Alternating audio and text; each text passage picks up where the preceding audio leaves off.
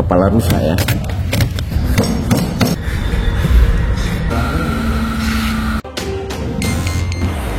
Panitia atau yang Bela Sutra. ya, ini punya bapak nih. Nah,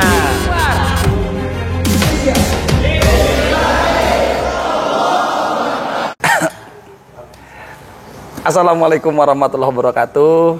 Dulur-dulur sahabat Jawara Halal Indonesia dimanapun berada, kembali jumpa dengan Kang Aden Kasep, host yang paling kasep di dunia, Jawara Halal. Ya, setelah sembelih, ruhnya ada di baja. Pasti penasaran? Kita kembali mengikuti penjelasan dari Mang Dadang Karibau. Mang, kita lanjut Mang, penjelasannya Mang. Ya, ini.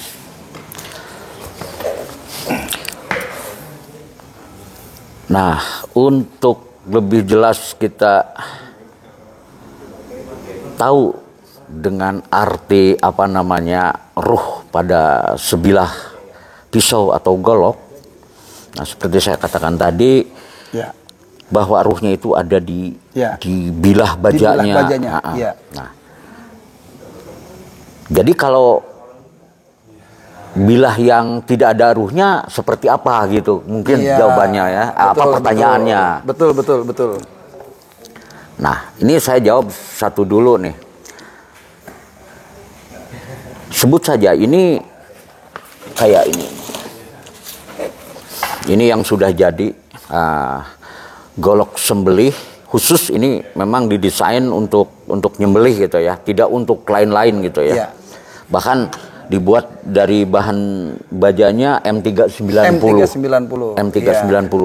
Baja unggulan yang mungkin setara dengan baja Elmac gitu ya. Dengan Panax gitu. Nah, kenapa saya sebut ini pisau harus memiliki ruh gitu ya. Nah, sebelum kita membahas perkara ruh atau tidak ada ruh gitu ya. Nah, ya jelas terang gitu ya, bahwa ini kan pisau untuk fungsi menyembelih. Kalau pisaunya dibuat dari bahan yang kurang bagus, atau mungkin juga tidak bagus gitu ya. Nah, ya terang itu kalau dipakai nyembelih juga kan nanti kita akan sesat gitu ya. Mungkin juga itu akan memberikan madorot gitu ya, karena nyembelihnya tidak benar, karena sembelihannya tidak bagus gitu, karena bilahnya tidak bisa menyayat dengan bagus gitu ya. Nah, oleh karena itu pisau ini saya sebut harus memiliki ruh. Nah, artinya bahwa pisau ini harus benar-benar memiliki kekuatan kekerasan gitu ya, yang cukup standar gitu ya. Artinya kekerasan untuk baja bilah pisau sembelih ini sepengalaman saya. Ini artinya versi Mang Dadang ya. Jadi kalau teman-teman yang lain berbeda silakan. Betul. Oke. Minimal harus di 58 HRC. 58 HRC. Maksudnya bagaimana tuh Mang? Itu kekerasan daripada bajanya gitu ya. 58 HRC artinya perbandingan 58 kali kerasnya batu karang. Jadi HRC itu satuan penunjuk perbandingan gitu ya. Kerasnya baja ini dengan batu karang. Jadi kalau hanya cuman 40 HRC artinya itu cuman 40 kali kerasnya batu karang. Nah, sementara yang diwajibkan menurut saya untuk standar golok sembelih itu minimal 58 HRC kerasnya bilah. Nah, tapi itu pun tidak cukup hanya butuh keras saja gitu. Setelah 58 HRC ini kita dapat, nah kita juga harus dapat memainkan bilah ini tahan bending gitu ya. Punya endurance ya, punya bukan. Itu endurance itu nanti hasil akhir gitu ya, endurance itu. Ini harus lentur gitu ya. harus tahan bending, harus tahan tekanan. Karena apa? Golok sebeli itu kan pada dasarnya difungsikan untuk nyembelih gitu ya. Nah, kita kan tahu bagaimana kenyataannya kalau kita menyembelih gitu ya. Itu ada banyak hal yang 1001 macam kemungkinan bisa terjadi. Bisa terjadi. Ada yang patah, ada yang patah, dijepit leher dan lain sebagainya. Nah, sementara kalau bilahnya terlalu tipis, bilahnya mungkin mudah bengkok. Sebut aja terlalu tipis, mungkin dia begitu ditarik dia akan melewat gitu ya. Betul. Kalaupun ini misalnya tebal tapi tidak kuat tahan bending, tidak mudah bengkok bengkok. Nah, bayangin aja ketika kita narik kemudian kena bantingan leher sapi, dia bengkok. Kalau sudah bengkok, apa mungkin bisa dipakai terus nyembelih? Nggak mungkin gitu ya. Nah, oleh karena itu kita desain, kita rancang golok sembelih itu yang memang ketebalannya memang standar gitu ya. Kalau saya sih untuk ukuran bilah di di 25 cm sampai 30 cm itu rata-rata standarnya di 4 mili gitu, tebal punggungnya gitu ya. Nah, dari punggung turun ke bawah itu meruncing gitu, meramping. Meramping. Nah, itu juga tetap perhatian kita, sekalipun ini 4 mili itu memang 4 mili sekalipun dia tidak keras gitu ya, dia pasti kena tekanan, dia akan bengkok gitu ya. Nah, oleh karena itu kita harus ciptakan pertama kekerasan, yang kedua tingkat kealotan gitu ya.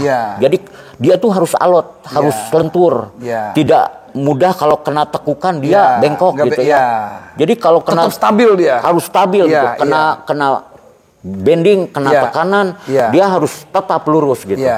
Nah, kalau sudah itu dapat keras, tahan bending, kemudian, nah tinggal nanti terakhir ketajaman gitu ya. Nah, ketajaman dan ketahanan tajam, nah itu ditentukan oleh struktur bajanya sendiri gitu ya. Kalau bajanya bukan baja peruntukan, tajam, nyayat kertas, nyayat plastik mungkin juga bisa gitu ya, bahan pada umumnya gitu ya. Pada umumnya betul. Tapi belum tentu itu bahan pada umumnya bisa bertahan lama dalam endurance yang lama gitu ya. Nah, walaupun kekerasannya sama, seperti yang terakhir saya tunjukin ke ini. Pak Ustadz Yusuf.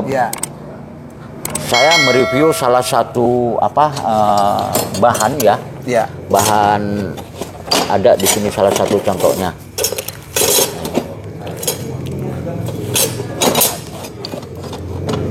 Oh, di sana di dalam. Jadi antara baja D2 dengan baja ini standar ya, baja D2 dengan baja saya coba dari bahan piringan gergaji. Tebalnya 3,5 mili. Nah, begitu saya sepuh dua-duanya, dia dapat kekerasan yang sama. D2 waktu itu kerasnya 60 HRC. Yang bekas piringan juga sama 60 HRC.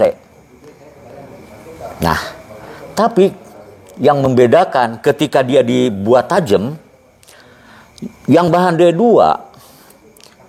dia ketahanan tajamnya lumayan lama gitu ya. Tapi bahan yang ini ketajamannya cuma sebentar. Tajam tapi tidak tahan lama. Tahan lama. Tajam pertama sama. Ke kertas sama yang D2. Yang bahan piringan gergaji ini juga sama gitu ya.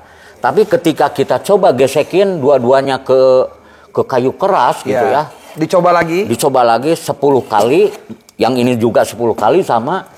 Nah, hasilnya yang D2 masih tetap. Dia mau ke plastik itu. Nah, yang itu nggak mau dia. Langsung tidak tahan. Jadi artinya untuk mendapatkan ketahanan tajam untuk mendapatkan ketajaman yang bagus dan juga ketahanan tajaman yang lama. Nah, itu tetap kita harus ditunjang dengan metalurgi yang tepat gitu ya. Artinya kita harus menggunakan bahan-bahan pabrikan yang memang peruntukannya disesuaikan dengan peruntukannya. Kan dalam baja itu ada beberapa kategori gitu ya. Nah, ambil sederhananya yang simpelnya aja. Ada cutting tool. Ada tool steel. Nah, cutting tools dan tool steel. Nah, kalau tool steel itu baja dibuat secara umum. Peruntukannya. Misalkan untuk peralatan otomotif. Misalnya untuk alat-alat mesin motor. Misalnya untuk per mobil. Nah, itu per mobil itu masuknya tool steel. Nah, yang kedua cutting tools, yaitu baja yang dibuat khusus untuk alat potong. Baja untuk alat potong. Nah, baja untuk alat potong. Nah, yang kita ketahui kan baja yang dipakai untuk alat potong itu banyak macamnya. Misalnya baja untuk gunting, baja untuk motong kayu, bahkan sekarang kan untuk motong tisu aja pakai pisau gitu ya. Pisau, betul. Untuk motong benda yang memang dibutuhkan kehalusan gitu sayatannya. Nah, itu masuknya ke kategori alat-alat baja untuk cutting tools gitu. Cutting tools. Iya. Nah, kembali ke baja pisau gitu. Nah, sekarang karena dengan majunya teknologi, beberapa negara mulai dari Jerman ya, Amerika, Jepang gitu ya. Di tahun berapa gitu ya? Ini tidak lebih dari yang saya tahu ya. Jepang itu membuat HTS ada 20 tahun yang lalu ya. Jepang itu sudah menemukan yang namanya formula baja yang bagus khusus itu cutting knife gitu ya. Jadi baja alat potong khusus untuk pisau gitu. Tidak untuk yang lain-lain gitu. Kan kalau yang tadi cutting tool itu alat potong untuk umum. Nah, kalau ini kayak ATS 34 gitu, 440 saya itu baja yang didesain, diciptakan khusus untuk kayak pisau folder gitu ya, pisau-pisau Bowie seukuran ini untuk golok-golok tebas gitu. Nah, itu Jepang 20 tahun yang lalu kurang lebih sudah menciptakan. Sebetulnya Amerika sama Jepang itu hebatan Jepang. Untuk urusan yang satu ini. ATS 34 itu ditemukannya oleh orang Jepang. Lisensinya dibeli Amerika. Jadi yang yang bisa menjual ATS 34 itu hanya Amerika saja. Jadi kalau kita butuh ATS 34 itu tidak ke Jepang.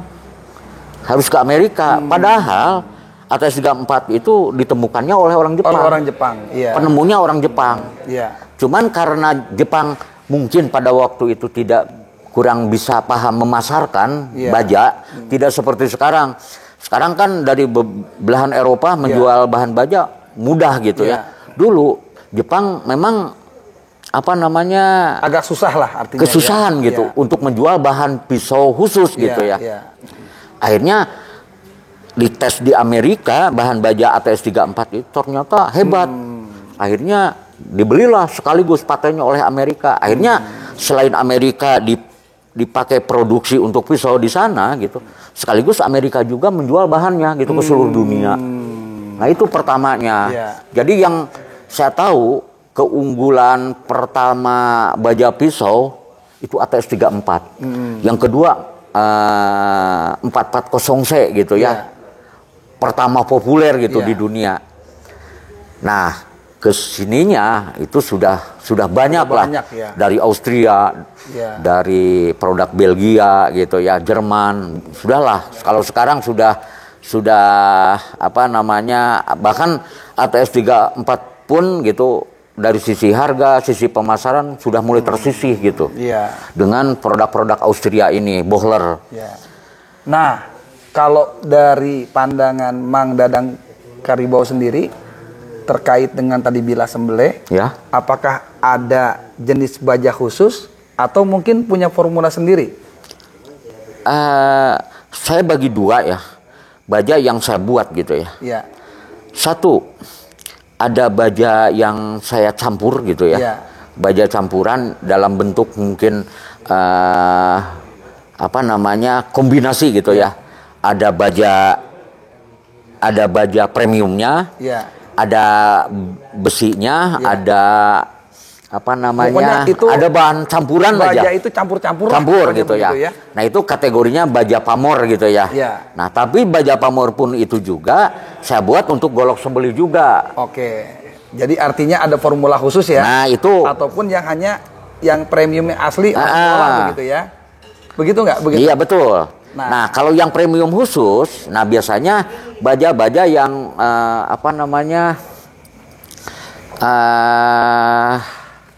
yang jadi gitu ya, bentuknya lempengan. Ya. Nah, jadi tahan dulu Mang Dadang ya. Ya siap. Ini kita nggak kerasa ini udah berapa, hampir 15 menit kita ngobrol. Bentar. Oke. Dulu sahabat-sahabat Jawara Halal Indonesia masih penasaran. Nih khususnya nih para maker dimanapun berada ya. Stay tune. Ya, kita nantikan episode keempat setelah ini ya. Ini kita obrolkan lebih dalam terkait dengan logam ala ya, ala Mang Dadang Karibau ya, ala Mang Dadang Karibau. Ya, kita tunggu di episode selanjutnya. Jangan lupa ya, subscribe ya, subscribe Jawara Halal Indonesia. Assalamualaikum warahmatullahi wabarakatuh.